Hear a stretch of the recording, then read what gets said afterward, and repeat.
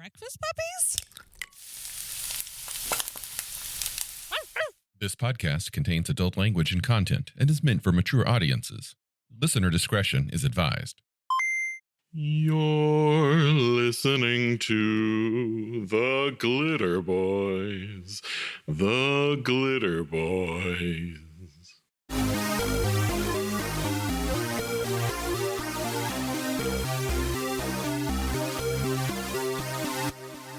It's Friday, May 2nd, 2025. This is the first day of Wagoncon.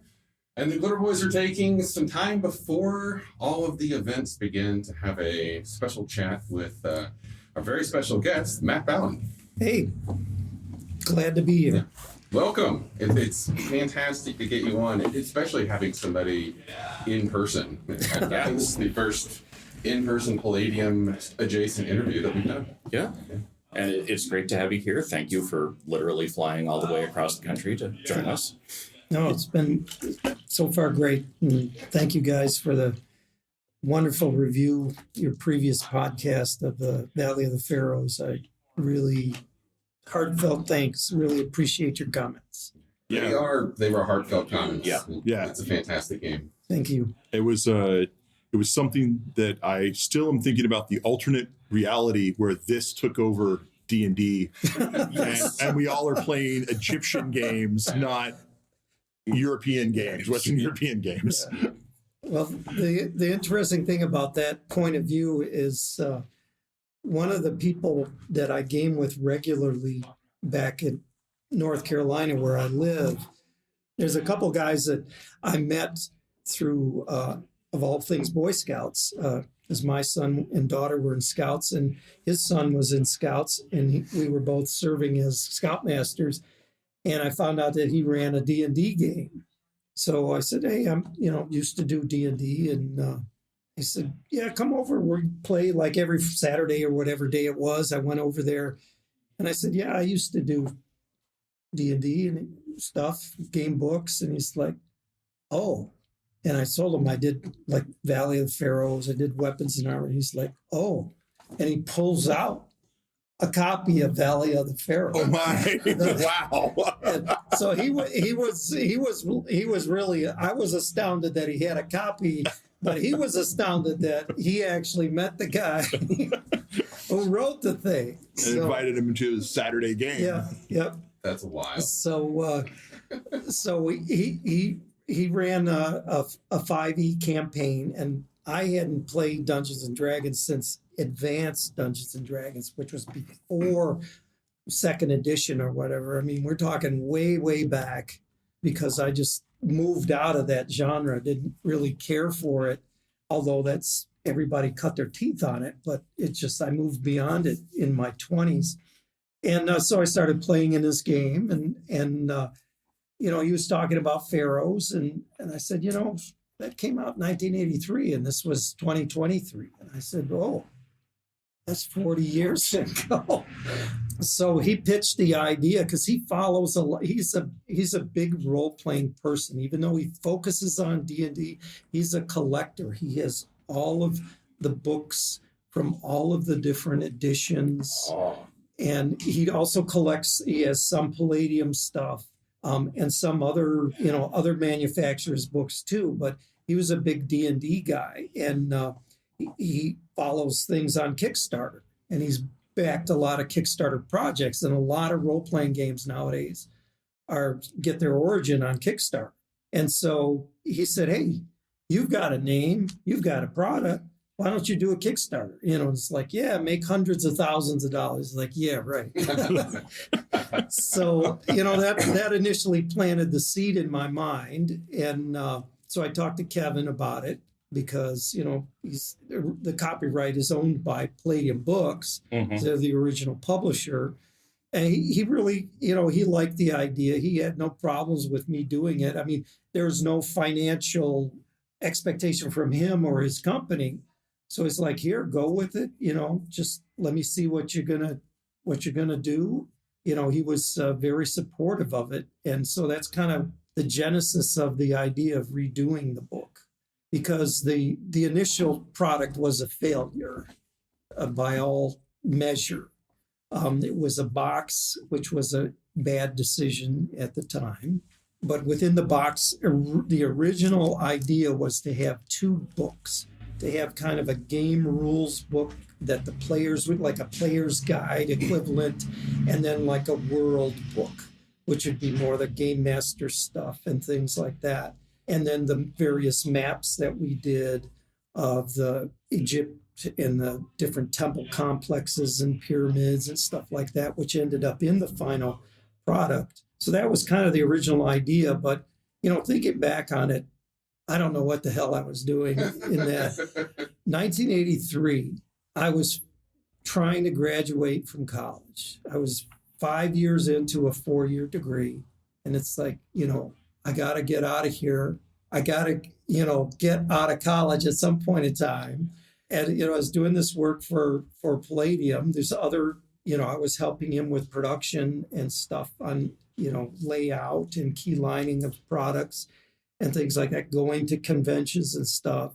And so it was just a bunch of other things going on in my life that we set a deadline for this project. And as that deadline came closer, it's just not enough time to do everything that we really wanted to do.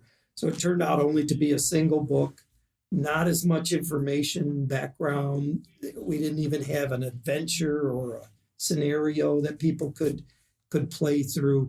And then the fact that it was in a box and shrink wrapped, People can pick it up and look at it. people couldn't look at the Yeah. artwork, which really back in the initial days of Palladium, that's what sold Yep. Palladium's products, is they had high quality artwork that just didn't exist in most other games at the time. Even TSR, their artwork was very, very,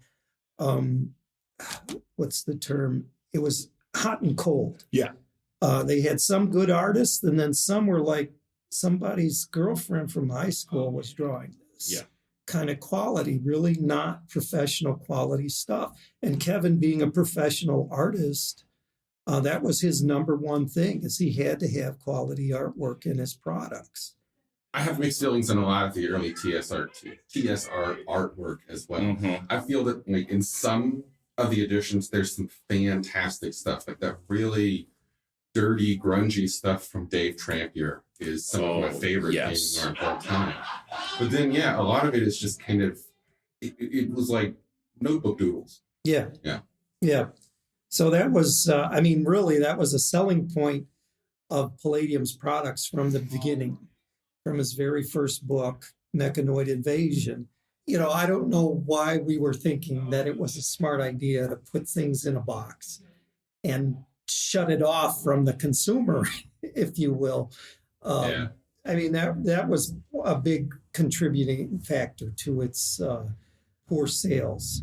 But it was always a product that I really liked. I enjoyed working on the book, even though one of the things that made it such a challenge is back in the day, before, there was a time before the internet and before the World Wide Web where you actually had to go to the library and check out a physical book and then take the time to read the book because there was no searching. Mhm. And one of the reasons why the bibliography on this game is so large is I worked at a library at my college. And so I had access to a lot of these.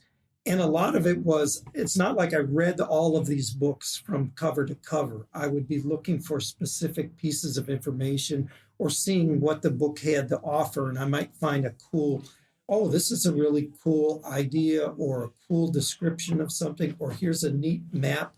Let me make a photocopy of that page to give to the woman that we had who was doing most of the artwork, a lady by the name of Mary Walsh, who had done the original Weapons and Armor book illustrations. So that's why, there was a wide variety of those.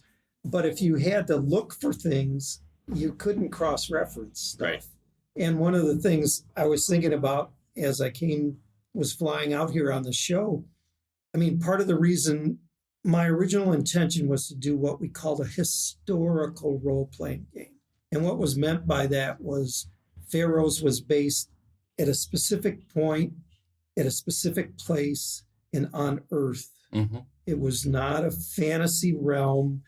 It was during what I would argue with anyone is the greatest civilization that the human race has ever created, at least to our present day. They were a very rich civilization. They had thousands of, by the time of the game, 1500 BC, they had existed for over 2,000 years before that, which is an incredibly long period of time to develop their culture, their belief system, a lot of interesting things about them. And so I wanted to keep it what I call historic because I didn't want to have, okay, here's a group of elves wandering around, and here's, a group of dwarves, and those kinds of what I would call like Eurocentric ideas out of it. But part of the downside of that is I was maybe a little too narrow in my focus, in that I only wanted stuff that I could find direct references to within Egyptian source material. So in ancient Egypt, there's like, from what I've read, they have over 2,000 words for demons. Yes. and a demon is more like, if you could draw a comparison, or at least I do, to Japanese Shintoism, where you have the idea of a kami, which is a spirit. And that's kind of the same idea that the ancient Egyptians had, where there was a spirit or what they would call a demon. And that, I think, is more of a Western term that's been applied to translate the word. I don't think originally back, if you talk to an ancient Egyptian, they would have that same connotation that we do. It's just a supernatural being or supernatural entity, force that could be anywhere. It would be in a mountain. It could be in a funny shaped rock. It could be in an old tree. It could be a bend in the river or anything like that. Could have a spirit. And so there was lots of these discussions that in the material I would find that talked about these demons, but they didn't like, okay, here's a demon that's the equivalent of a D&D Umber Hulk. Yeah. Or here's an equivalent to a D&D, giant scorpion or stuff like that. So I didn't really put those in the original book. There's a few demons that they mention, a few of them, but I couldn't even find the original names of them because, again, the sources I looked in, I couldn't find them. And I subsequently found the names of them and I correctly labeled them in the new book. But originally, it's just the time factor really limited the amount of effort that we could put into the project. Because Kevin was, even towards the end of this book, his eyes were on his role-playing game, which had been that was the whole driving force behind the existence of Palladium books, was getting his role-playing game out. And so it wasn't like we could put this off another 6 months or something. It was either we got to do it now or it's just not going to happen. So I have a quick question. Well, okay, not a quick question, but a question. You were just talking about how long Egyptian history as a civilization or series of related civilizations, depending on how you want to settle that argument. Why did you choose the period of Egyptian history you did?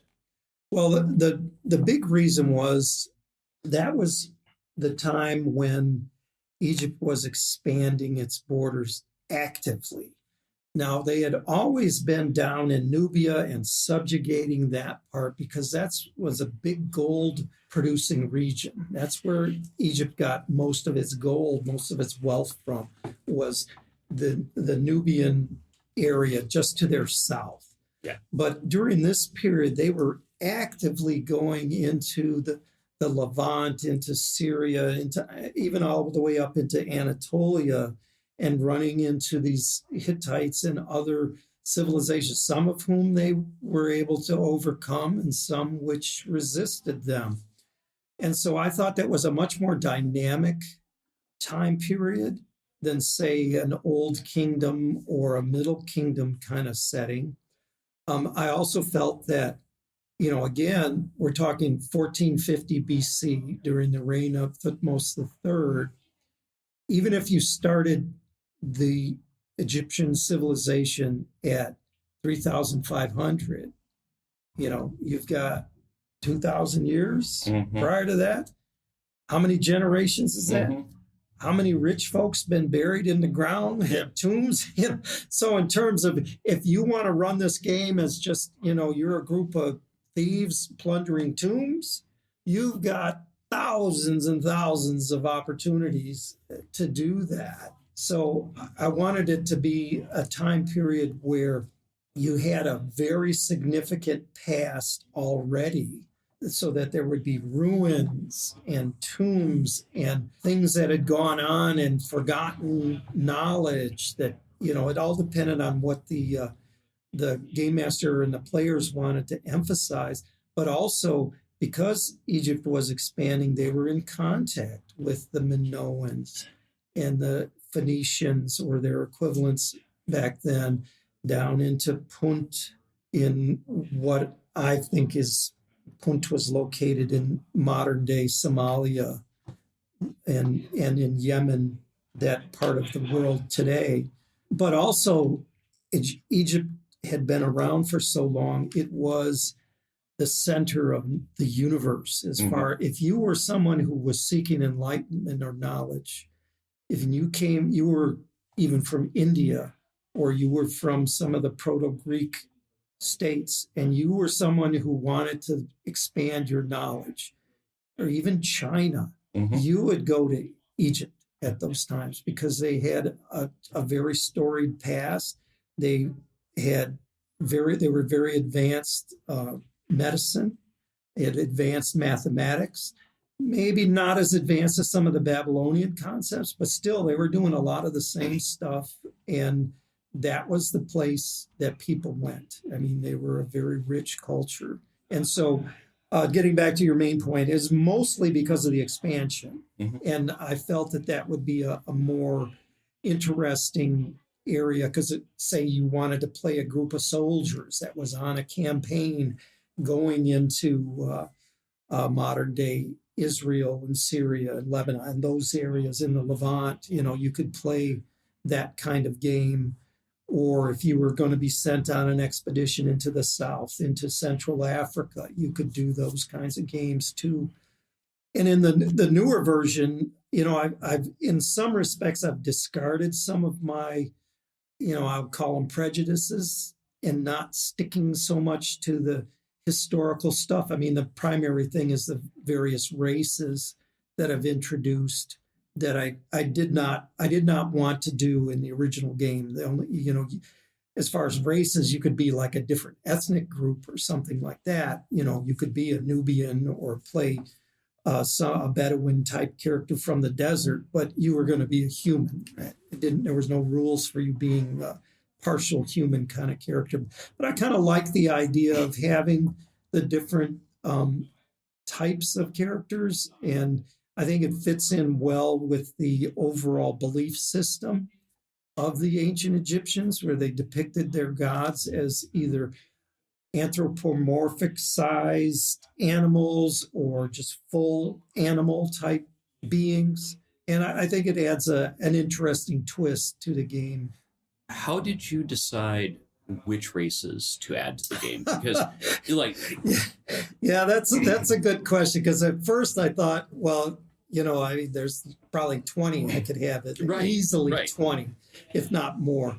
But I thought about it, and it's like, well, number one, I wanted to get this project done within a reasonable amount of time, because it's like I'd probably been working on it before I launched the Kickstarter in the beginning of the early part of 2024. I wanted to have a significant amount of it done, because I didn't want to launch a Kickstarter and then, hey, remember me 3 years later, you're getting your product. I didn't want to be one of those kind of creators. So I got about 75% of the game done before I did the Kickstarter. So I had to limit myself. Obviously, probably one of the most famous or recognizable Egyptian god is Anubis, is one. So I have to have a dog-based character. So that was one.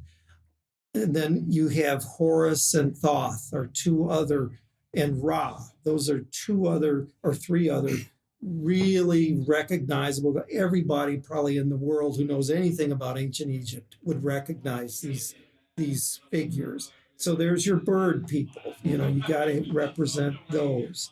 Everybody knows bass. Right. So you got to have a cat creature. Plus the Egyptians loved cats. So it's like you got to have a cat creature. So that was the third one.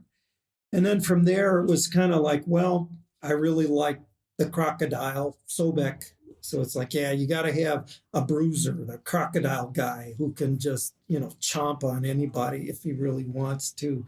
So I added that one. You got to have a snake. Yep, snakes. You have to have them.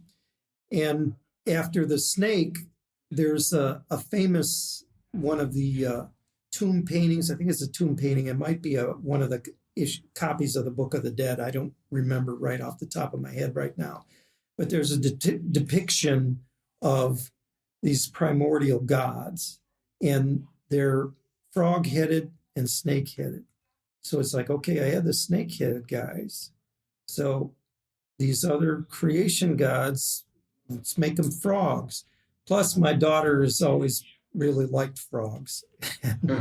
And she actually she got into playing D&D at her high school and created a race, a frog people race for her D&D game. So I told her, I said, yeah, I kind of like your idea. I'm going to put frog people in mine.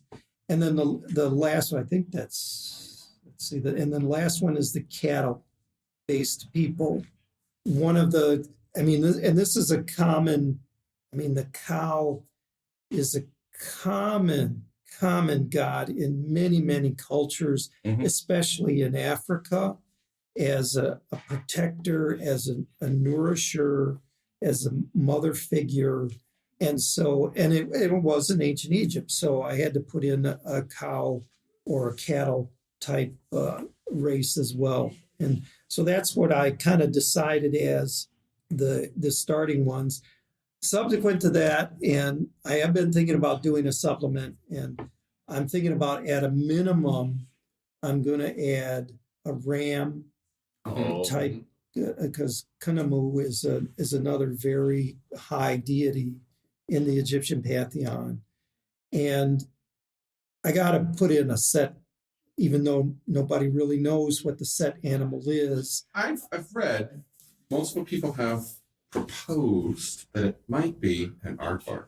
I was thinking that, what it looks like to me is and I believe these exist in Africa, at least on the Serengeti, is there's a species of anteater that have this really elongated nose, which the ears are totally wrong of Set that you see in depictions. The ears aren't right, but that long nose reminds me of this anteater. But I just, it's like, why would an ancient people deify an anteater though? So here's could it be a thylacine? Could it have been a marsupial, an apex predator marsupial that went extinct, which is why it's so hard to find any reference of the animals, because a lot of the creatures were real animals. Could it have been some weird, one of the few that made it off of Australia, that disappeared from the record completely, because there's so many animals and creatures that have disappeared completely. And there's some aspects of the marsupial predators in Australia that are weirdly similar. Yeah. But that's a crazy idea. And some anthropologists that's a very interesting idea. The only thing I will say, though, is the worship of Set is extremely ancient. It goes back to before, what they call pre-dynastic, and even before that. So it's a very ancient. That doesn't mean that your idea is not a good one. I'm just saying it's not like some of the other gods that were just localized and then became, maybe a pharaoh came along in some later time period from this city, and so he elevated this local god to national status. He's an alien. Yeah, yeah, it's from an Atlantis. He's an Atlantean. It's interesting your evolution going from what was going to be a very historical, we'll say a hard historical role-playing setting. Yeah. And then 40 years later, you've added a fantastical aspect. Yeah. You could double down and add Atlantis. You could add, something like that. Well, I mean, I've been thinking about that too. I mean, one of the aspects I'm fascinated with the Anunnaki, which are from is it the Assyrians?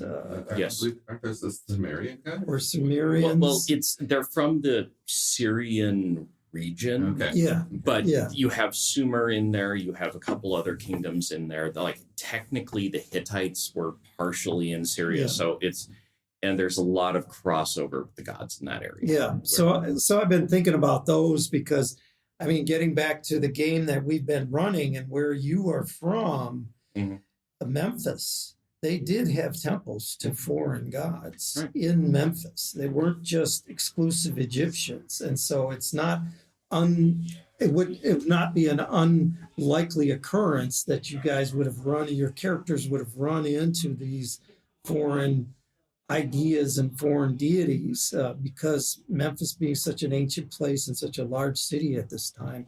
And it was a place where people were coming from all over the world to learn and to, trade and relocate, all that kind of stuff. So I've been thinking about them, and, there's all of this stuff in the news now about these French, I don't know if they're archaeologists or researchers, but with their radar technology, and they discovered, all of these shafts under the earth, which I don't really, from a scientific point of view, don't really believe that any of that is actual, but I like the concept.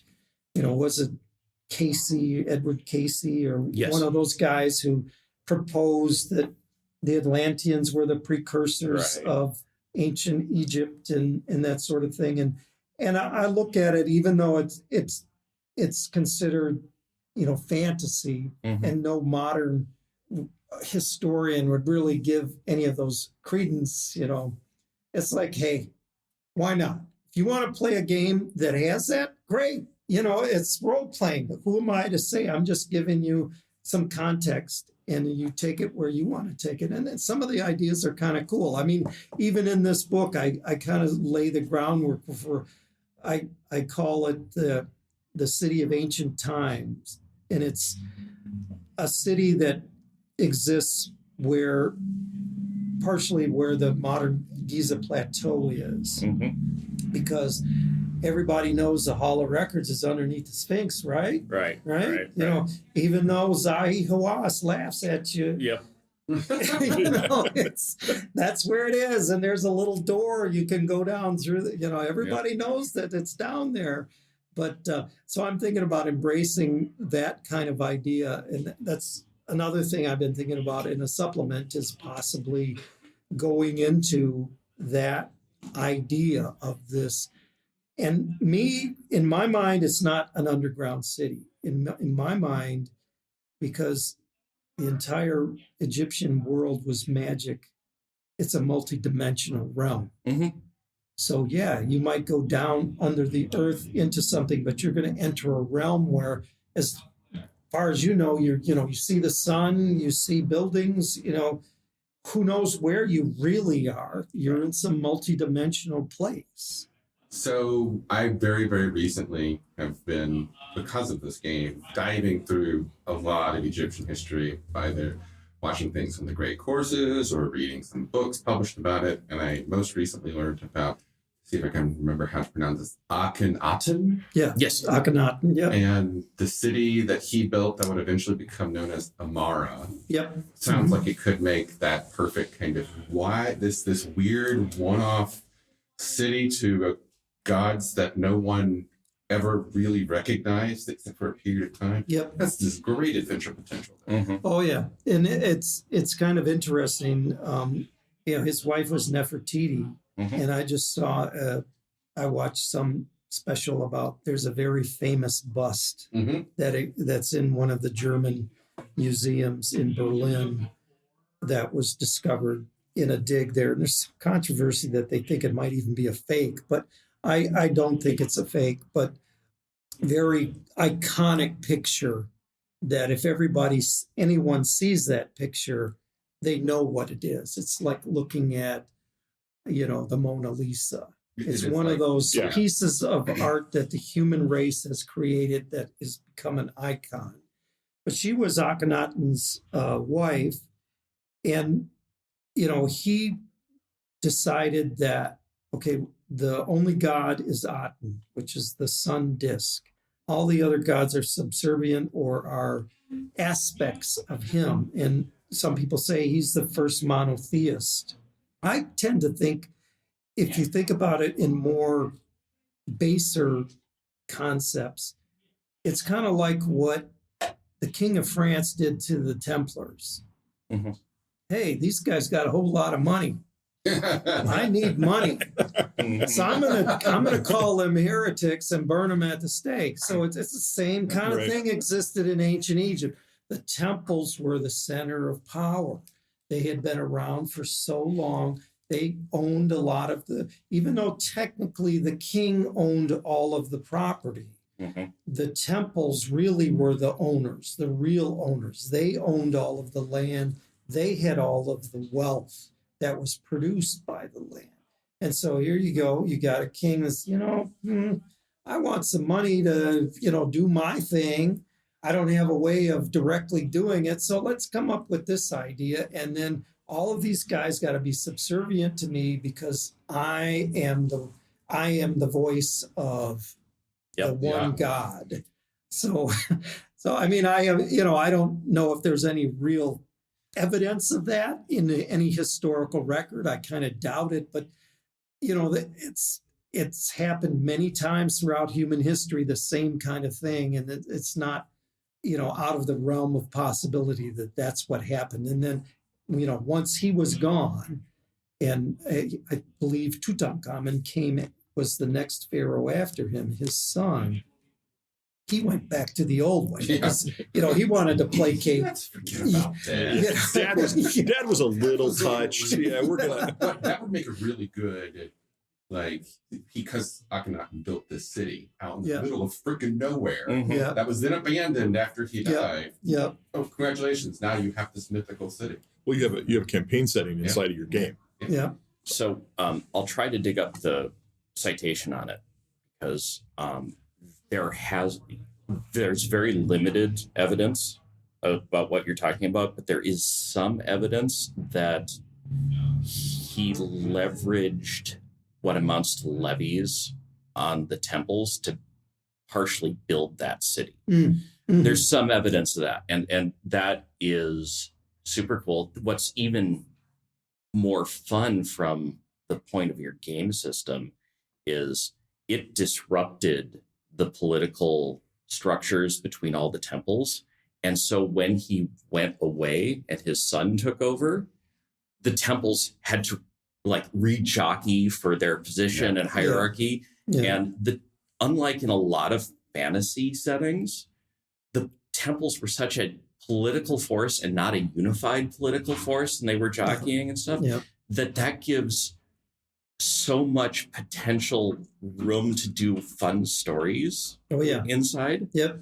Yeah. And I mean, other ideas for supplementary materials, and I think you guys mentioned it on your podcast, is, I've had ideas about doing this period of the game is right before the Minoan civilization was destroyed. Oh, yeah. And we don't know exactly what destroyed them. Was it a volcano blowing up? Was it the Mycenaeans came in? Because the Mycenaeans took over the area from the Minoans. But it's my understanding there's no real direct evidence that they came in and conquered them or something. So that's another really interesting aspect of things is maybe doing some more stuff with other cultures. Obviously, there's the Hittites who are in direct, or the Mitanni, as they were called by the Egyptians. They were in direct conflict with the Egyptian Empire. So there's ideas there of doing books on those kinds of settings, or at least scenarios or adventures that take you beyond Egypt proper. Yeah. Maybe you're going on an ocean voyage to do trading or some diplomatic mission to the Minoans, and you meet the Minotaur. Mhm. So, or you end up meeting the Minotaur because, I'm thinking of that scene in the 300, the movie where the emissary from the Persians is pushed into the pit. That's an interesting. So, Yeah. That pit wasn't actually an oubliette. It was the entrance to the labyrinth. Have fun. Yeah. Wow, that's a cool idea. Yeah, that's a very cool idea. That could be the start of a campaign, yeah. right? So- You're the emissary, you piss off someone, and they kick you off into a hole, and you wake up, and you're That's like, why you're in the mega dungeon. yeah, that's Yep. why you're in the mega Yep. dungeon. To go back a little bit, I will commend you on your Kickstarter because I looked it up. I pledged in April of 2024. I got my stuff in January of 2025 Yeah. ish, and I have Kickstarters that I kickstarted that are technically still going in 2021 that I still haven't gotten anything for. So Yeah. I will say to you and anyone else who does a Kickstarter, have your material mostly Yeah. done. And you stated that up front. Yeah. And that's really important Yeah. because then the next one, hint, hint, when you release your Yes. supplement, Yeah, I mean, you have it, and that's a good point because I did get questions about. Well, first of all, I was a novice to Kickstarter yeah. when I did this, but you'll see a lot of Kickstarter campaigns, and they'll have all of these add-ons, or they'll have all Right. these goal levels. Like, okay, I'll do an extra this if I get to Right. $50,000, or an extra that if I get to $60,000. And I was asked about that. People sent me emails saying, have you thought about doing something like that?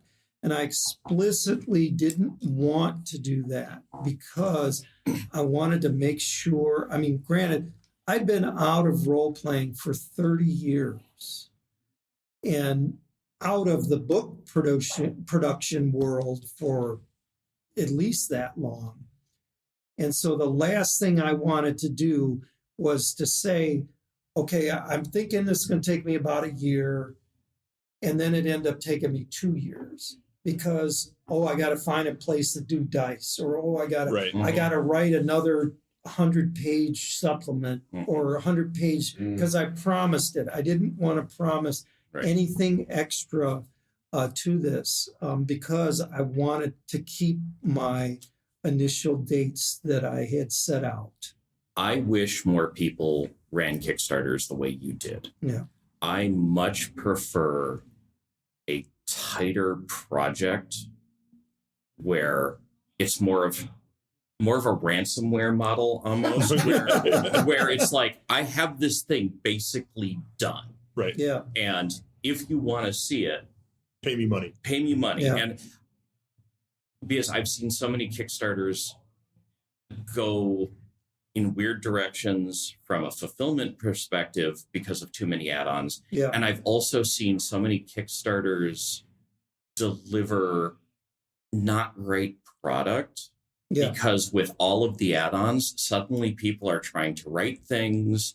Consistency across your writing falls apart because you're trying to jam it through. And one of the other things with me is, again, being out of the industry for such a long time. Like, let's say, for example, I wanted to do dice as an add-on. Who's going to make the dice? Yep. I don't really want to go to China. No. I want to try to find, I think it's Chessex in the UK, but I don't know anything about that. And I would have had to take the time to contact them because I don't have a staff. It was me. Me. One guy did everything except the artwork. I mean, I did not. I drew one thing in the book, and there's a little map of the Mediterranean with the trade routes of the Phoenicians. That's the only artwork. Oh, besides the maps of the like the temples, there's a few like dungeon-y kind of maps. I did those, but anybody can do a dungeon map, I think. But yeah, the artwork was not me. But that was the main reason also that I did not want to have to get into finding out, getting bids, and then, we can't, you're a little guy. I know we promised you a 2-week or a month turnaround, but guess what? Screw you. It's going to be 6 months. I didn't want any of that kind of headache. Pray we do not alter it. I will say as we've been, Wagoncon has been using Chessex for our dice. With our badge, you always get 2 free dice. And Chessex is one of those companies, similar to what you just described. They're very strict on their commitments.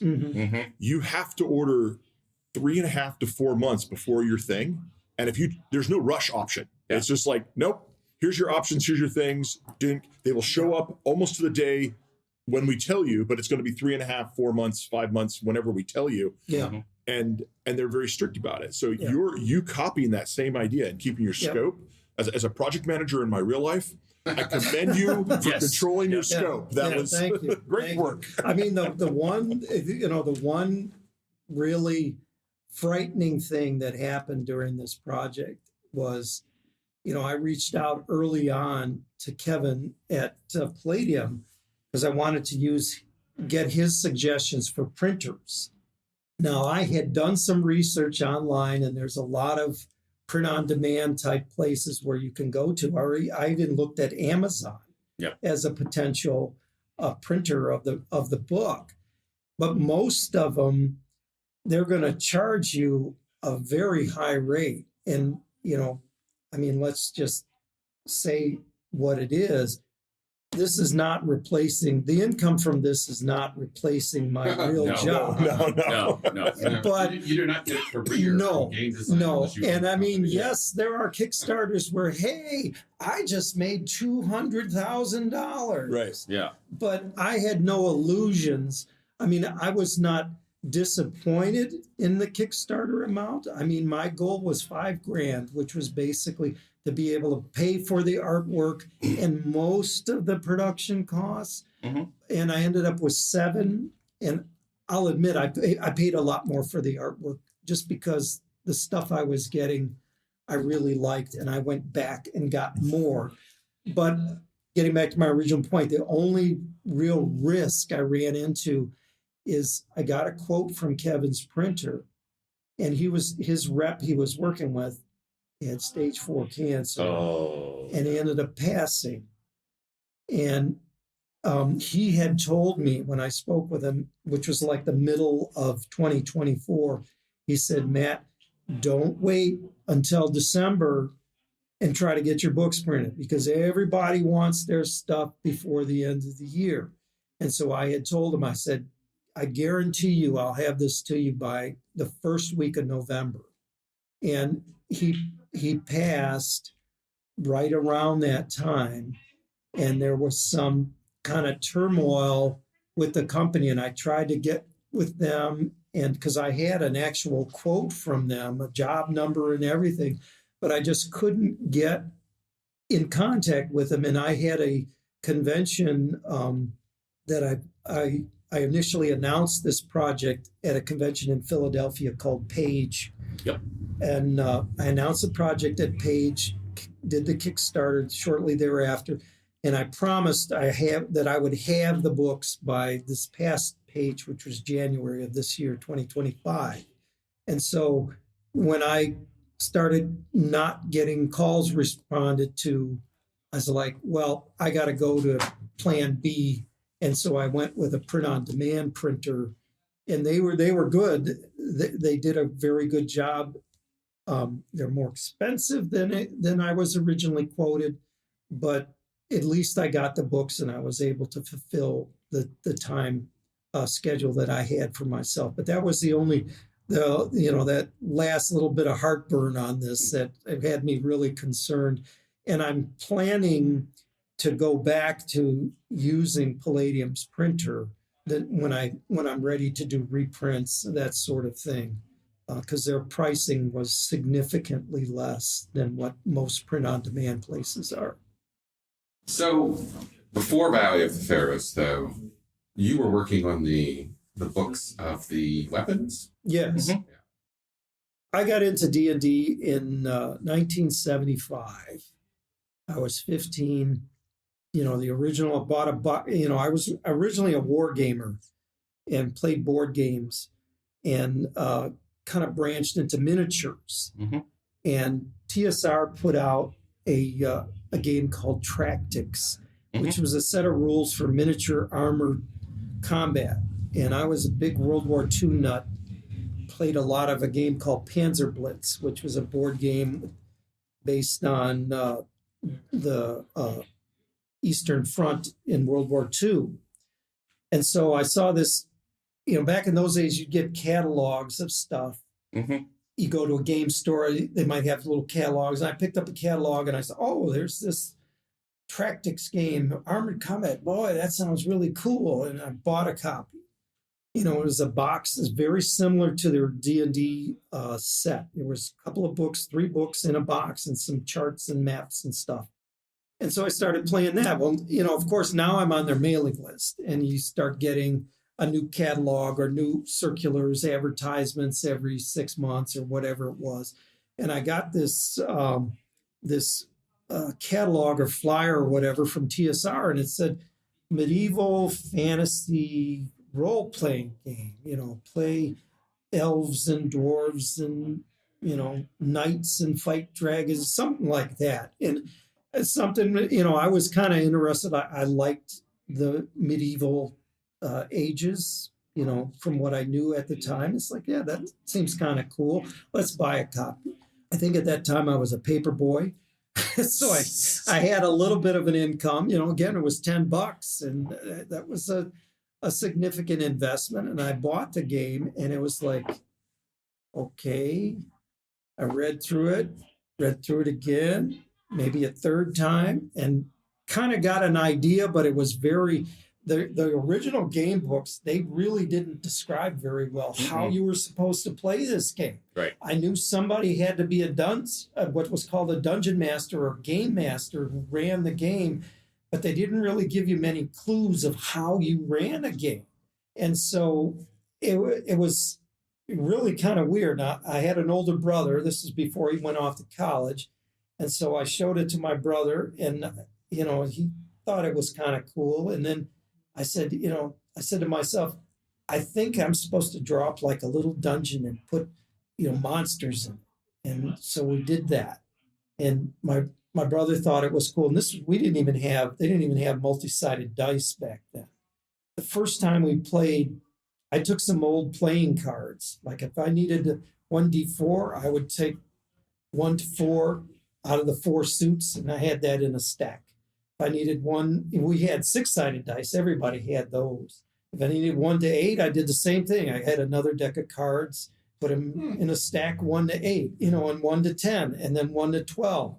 Now, the only thing that was kind of weird was 20-sided dice. Mm-hmm. And then I thought, well, we had a bunch of poker chips. Mm-hmm. And so, I wrote on the poker chips 1 to 20, mm-hmm. And we would put them in a bag, like not a plastic bag, but a cloth bag. Mm-hmm. Reach in there, pull one out. Oh, okay, I got a 16 or whatever. But that's how we played. And then I found a diagram for what's called an icosahedron, which is a 20-sided mm-hmm. geometrical figure. And I said, oh, I could make one of those. So I cut it out of cardboard and glued it together. Oh. My first set of dice. My dad was a school teacher, and he had all these geometric shapes: a 4-sided, a 6-sided, an 8-sided, a 12, and a 20. The 10-sided isn't a true geometric. It's a really hard shape to make. Yeah. But I had all the others, and you take a 20 and you label it twice. Yeah, I forget the term for that. Maybe it's what they can look it up later. But 4, 6, 8, and 12 and 20, because they all have identical sides. Right. Yeah. Right. Or what is it? Equilateral sides, I think. Is the word. It's just there's a term for those kind of geometrical figures. Whereas the D10 has like these almost chevron. Yes. Yeah. Yes. And I actually I did the same exact thing 10 years on, but I did the same exact thing out of tagboard. Yeah. And I blatantly stole school supplies from the middle school in a town on the Oregon coast. Yep. And weren't the deep 10s that eventually came out really just deep 20s, or weren't the Yeah. The original deep, yeah. numbered 1 to 10? Yeah. 1 to 10, 1 to 10. Yeah. Yeah. Or 0 to 9, 0 to 9. Yeah, they were 0 to 9. And back in those days, if you had like a 20-sided die, you had to take a crayon. Yeah. What I took was I used to build models among, I played games and built models. Those were my two passions as a young kid.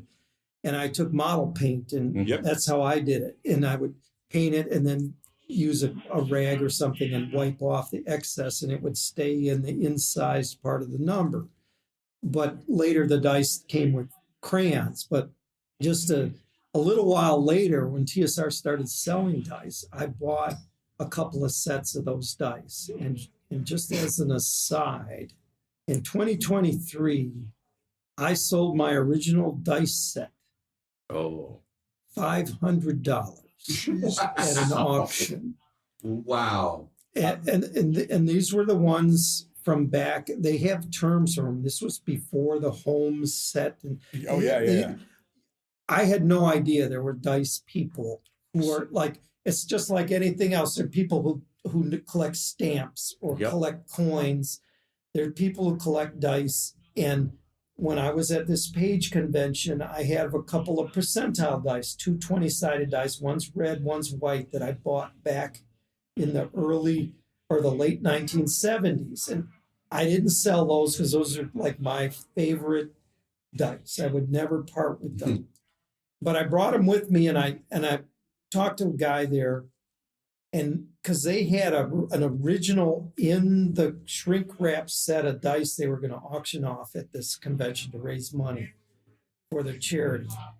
And so I was talking to the guy. I said, I have these 2 dice. And he's like, he pulls out a micrometer.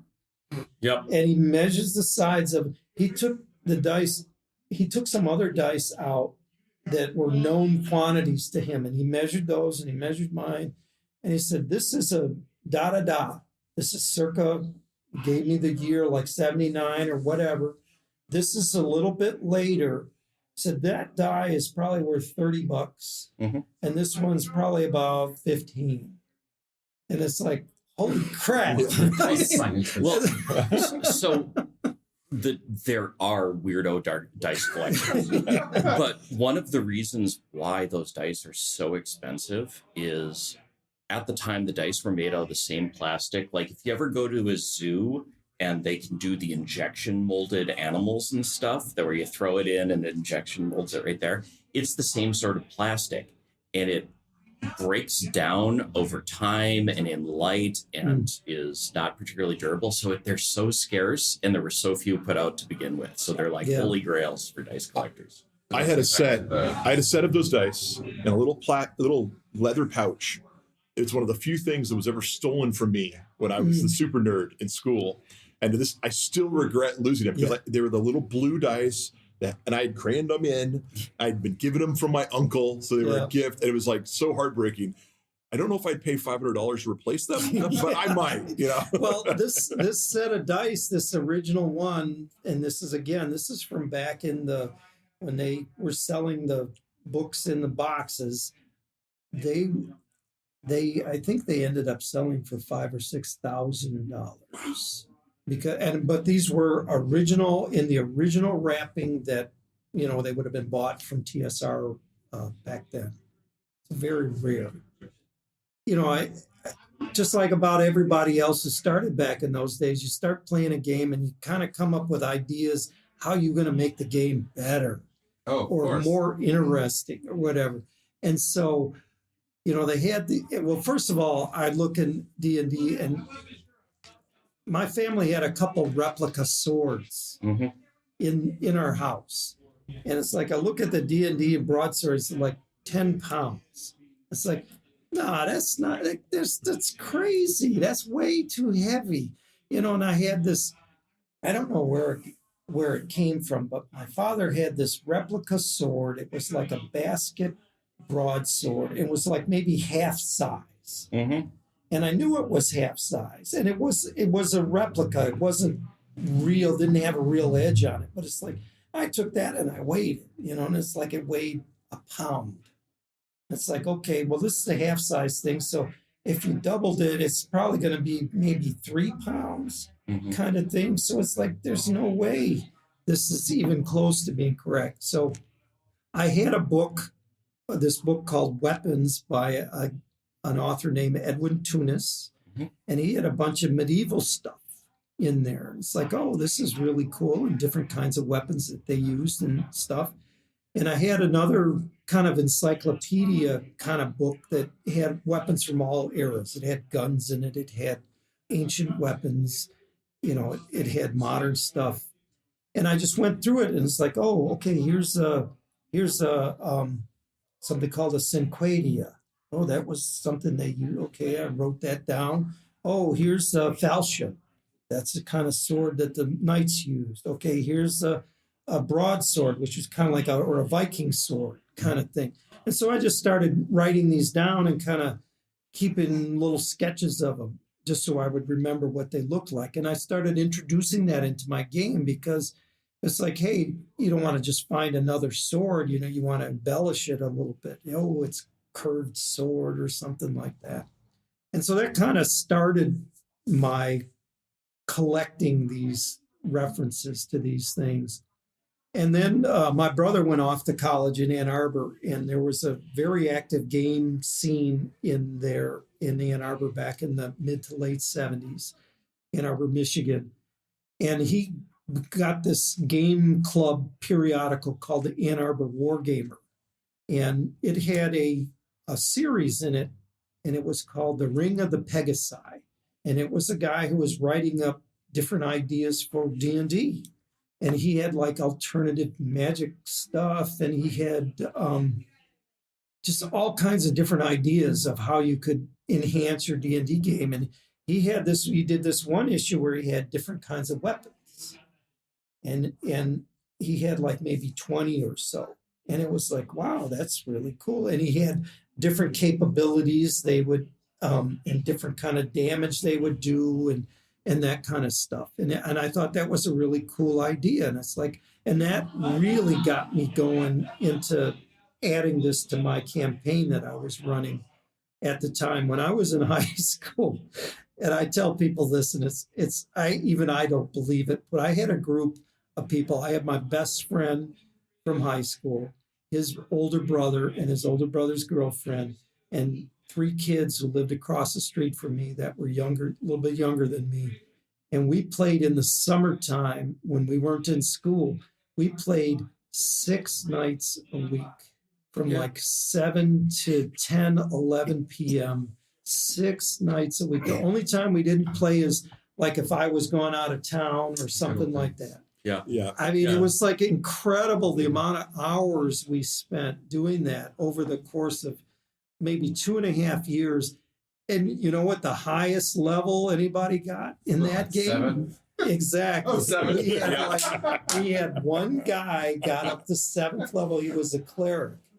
And that's why when I see these games, when I see 5th edition today, I can't believe it, because the original game, you only got experience points based on the hit points of the creature you killed, and then gold that you collected. And so you would play 4 hours, maybe you got through one little section of a dungeon and you got out, and everybody would get, oh, you got 300 EPs, you got 500, oh, you got 600. And then you would divvy up your magic items. You didn't get EPs for magic items. Yep. It was just the treasure stuff. Or if you got a gem, you would get EPs for the gold piece equivalent. And so it was a long slog, a lot of giant centipedes that you would have to kill to get from 1st to 2nd level. Yeah. It's not like today where it's like, oh, I go on one adventure and, now I'm up a level. It's like, no. Back in those days, it was a long grind. And people died all the time. I mean, this one woman, her name was Robin, my best friend's older brother's girlfriend. She would like to play elves. She always played an elf, and she wanted to be a thief. It's like, okay, you roll the stats, and she always would choose it, because I don't think there was minimum minimums to be a thief. I mean, you had to have a decent dexterity, but I don't think there was a minimum per se. And so she started her character out with the name Liz, Liz. And then I would say at the end of the summer, like her character name was like Lisa. It was like 12 characters long because you just add another character. When one got killed, she would roll up another one. And so, Elf the elf, Telf the elf. so 12th the elf. but and I mean, again, the concept, I mean, I was probably real hard on it because I remember my brother rolled a natural. He rolled up a ranger character using 3 6-sided dice. And back in those days, it was very rare that I would let you re-roll anything. You went down the list, strength, constitution, you roll your 3 dice, whatever you roll, you get it. And then if you rolled a bunch of real crappy numbers, I'd say, yeah, do that again. But it wasn't like later where you'd roll like 6 dice and take the first 3, or you'd roll up 10 characters and pick the best. There's all the different ways that people generate characters nowadays.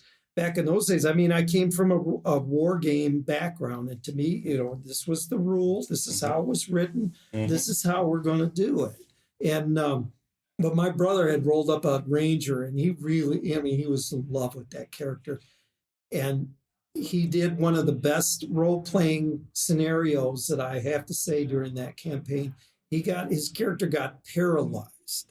I forget what creature was back. Some undead creature would paralyze you. Ghoul. Yeah. Ghoul or a white. Yeah, he got paralyzed. He wasn't dead, but he was paralyzed. And the rest of the party defeated the nemesis, and they got their stuff. It's like, okay, we're going out to the surface. And my brother's just sitting there being quiet. And I have to hand it to him. He was playing the character. No one said that they were helping him or picking him up and carrying him out. And so it's like, finally it was like, oh, they get out to the surface of the dust. Oh, his character's name was Yvonne. I said, well, where's Yvonne? And I said, what do you think Yvonne is? Oh no! So they rushed down there, and I said to myself, okay, I'm going to roll percentile dice 4 times, and I gave it like some relatively low percentage, maybe 10 or 15%, that some wandering creature came along. Oh, look at this, a meal, and he didn't make it. Something came along, and I could tell my brother was really pissed. Yeah. But I really got to hand it to him at the time. He did not say anything.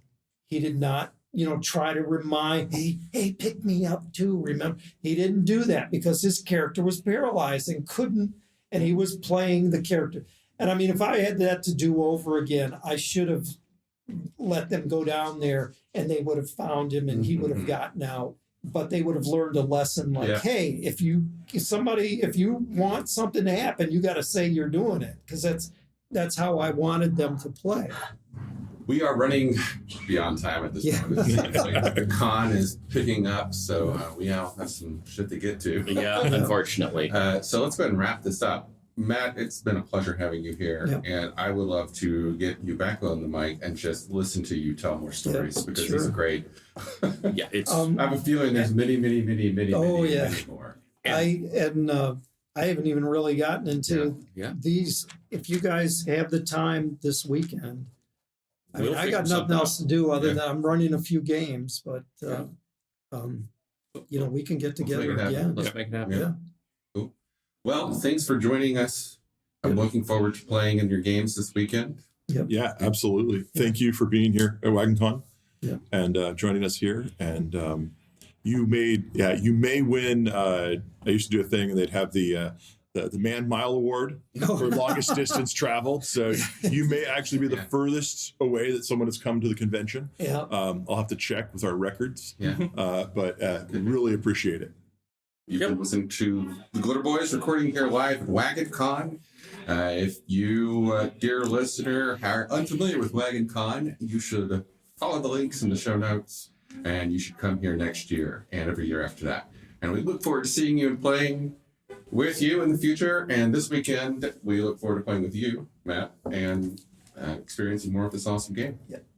All right. Thank you. Thank you. Starships, magic, mystic martial arts, romance. All of these can be found in A Cloak of Blades by Isaac Scher. You might have heard my name before. I've done a lot of voiceover work for Breakfast Puppies, and I've recently released my first novel. It's available on Amazon as an ebook and paperback, and you can get it for free if you have a Kindle Unlimited subscription. I do hope you'll support my work as you're supporting Breakfast Puppies, and it's been a pleasure talking with you today. Have a good one.